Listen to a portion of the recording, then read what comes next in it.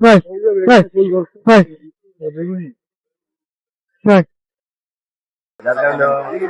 ভাই সালাম আলাইকুম ভাই, ভালো আছেন? প্রিয় বন্ধুরা দেখেন, এই ছেলেটি কিন্তু প্রতিবন্ধী, সে কিন্তু কথা বলতে পারে না। সে কিন্তু এই বাদাম নিয়ে মানুষের কাছে কাছে যাচ্ছে, কিন্তু কেউ বাদাম কিনতেছে না। কিনতেছে ভাই কেউ না। আসলে আপনারা কিনবেন কি কারণে, কি জন্য কিনবেন কোন? এইগুলো প্রতিবন্ধী মানুষ, এরা ভিক্ষা না করে আপনার কাছে সাহায্য না আছে, এই বাদাম বেচতে 10 টাকা, 10 টাকার জিনিস আপনারা নেন না। অথচ আপনারা এই প্রতিবন্ধী ভাই দেখেন, সে কথা বলতে পারে না, ভালোভাবে হাঁটতে পারে না, সে কিন্তু মানুষের দ্বারা দ্বারা যাচ্ছে, বাদাম বেচে তার জীবন একটু ভালোভাবে চালাবে। এই তো ভাই নাকি? সে একটু উৎসাহিত পাইবো যে এই বাদাম যদি আপনারা 10 টাকা কিনেন, আপনারা তো নানান ভাবে অনেক টাকা পয়সা খরচ করেন, কিন্তু আপনারা এইসব মানুষদের কাছ থেকে এইসব পণ্য কিনেন না।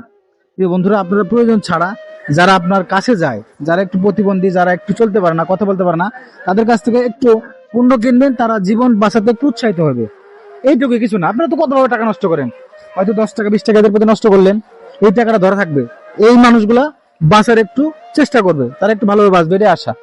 এটা কয় টাকা দাম? 10 টাকা। আচ্ছা, এই 10 টাকা আমি তোমার নিলাম, ঠিক আছে? তোমার আজকে আমি এটা নিয়ে 10 টাকা, তোমার 100 টাকা দিলাম। এর দাম কয় টাকা? 10 টাকা। তোমার দাম দিলাম কয় টাকা? 100 টাকা। খুশি আছো ভাই? হ্যাঁ, ঠিক আছে। প্রিয় বন্ধুরা, ভালো থাকবেন সবাই।